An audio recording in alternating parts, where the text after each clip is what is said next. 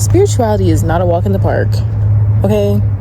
I feel like there is this underlying connotation in this toxic positivity bubble that the phrase spirituality and self-awareness kind of exist in, and the standards are like really high, and I feel like it's supposed to be like a lot messier than people think, and it's really not about like just living in this detached way of living. Like a lot of people think, oh, when someone's like spiritual or they're self-aware, they just detached from their emotions and reality, when it's like the complete opposite. To be a spiritual person is to be grounded in what it means to be human, to be present, to be yourself.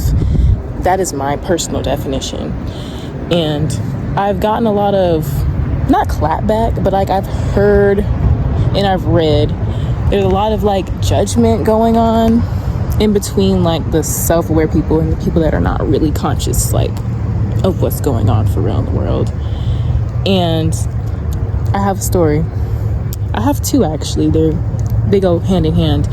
But when I was with my ex, right? I don't want to drop no names, but when I was with my ex, I was more so like self-aware and like spiritual in my habits and practices. Like I was consistently working on my relationship with God, right? And I had said something that was like not holy, right? I had said something that was like kind of questionable, kind of mean, and it was like I didn't need to say it. I didn't need to say it at all.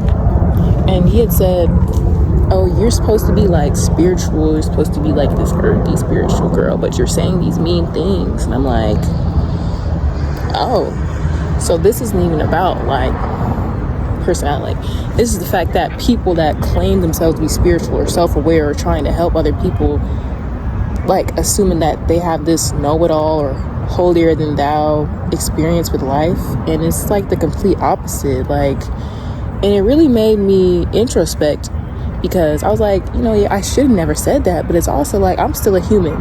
You know what I'm saying? Humans are imperfect, they're messy, humans make mistakes, humans are constantly learning, constantly growing. That is what we're supposed to do. So I feel like we need to drop the standards and the assumptions. When you see someone that seems spiritual or earthy or self-aware, or any of these other convoluted terms and phrases and labels for a person's walk of life, stop judging them from that lens, from that perspective that only you really have. I was trying to face this way because the sun is this way, but the cars are driving by, so it's kind of loud. But yes, there is just a lot of judgment going on. And even my friend, this was the other story, my friend she had got a taste for Zaxby's, right? And she's like on her own little spiritual journey. Like, she's becoming more like aware of what's going on and whatnot, like within herself and her environment and like the world. She's just becoming more conscious, higher consciousness, like, you know what I'm saying? But she had told someone she wanted Zaxby's, and they were like, oh, you're supposed to be spiritual. Like, are you supposed to eat Zaxby's? So it's like this underlying judgment for people that are like actually trying to be better, and vice versa as well, because it definitely goes both ways.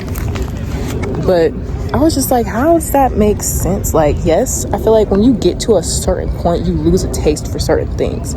Like, there is some food I will never eat again. There are some places I will never go again. Yes.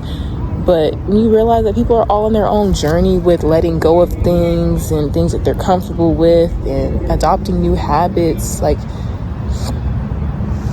it makes people feel unsafe to be human. Because it's like, becoming spiritual doesn't mean to just become this like holier than thou person overnight. It's like a lot of downloads, a lot of inner work, and a lot of just awareness that goes on behind the scenes that people don't realize. And it's really not a walk in the park. And I think it might be an air of jealousy on both sides. I'm trying to play the middle person here, because I see both perspectives. It's like, there's people that are like really comfortable with being mediocre, right? And I say this with no judgment, no ego, but there are some people out here that have very malice intentions and don't want to change. They don't believe in a higher purpose or a higher consciousness or way of being.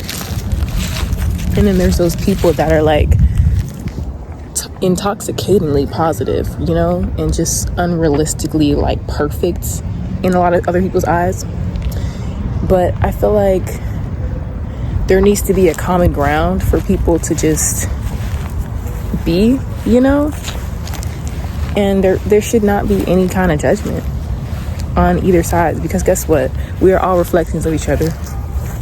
Y'all knew I was going to end with that. We are all reflections of each other. We are all reflections of each other on different timelines, realities, past lives. It's just so much to unpack. Which actually needs to be another video. But we are literally all reflections of each other. When you see something in somebody that you don't like, or that you're commenting on, that you're judging, that is a part of yourself that you need to turn around and do that inner work on. Because I realized that when I used to judge people, well, not that I don't judge people sometimes still, but when I used to judge people really heavily, that was when I was probably in the most depressed state of my life, when I was just constantly worried about what other people were doing, what they looked like, why they wore what they wore. And it's all of that is coming from a place of inauthenticity, not knowing yourself, and caring too much about what other people think. Because when you care about what other people think, you think too much about other people. They go hand in hand. Do you get what I'm saying?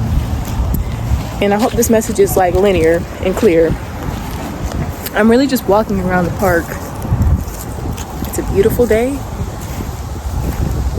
but I just really wanted to get this off of my chest, because I feel ever since I started becoming more aware of myself and deliberately taking myself out of relationships and places, people get triggered. I'm not playing humble no more. When you have a certain amount of knowledge, skills, talents, and you're outweighing your circumferences, the pond is too small for you to swim in. It has a lot to do with unlearning habits, knowing your worth, knowing your value, and standing on that. Stop trying to be humble. If you know you are raising consciousness, bro, the people in your environment, you do not belong to them.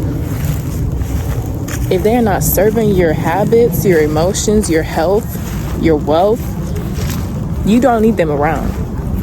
I don't care. I literally don't care. You can make as many excuses as you want. Oh, we've been friends for years. That's my first love. I don't care. Because I had to realize that myself. None of that matters. All of those are literally just things, memories. Okay, you're not that person anymore though. So that relationship should not be significant to the person that you are now and the person that you are becoming and the dreams that you have. There's going to be resistance, and you're not going to be really in alignment with everything that you should be in alignment with for your path, because you're so stuck on people pleasing and being a reliable character in other people's stories. But you don't have to be.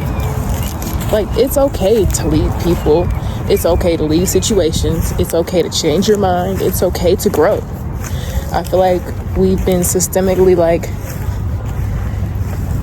not forced, but kind of fell into the habit of not growing as individuals.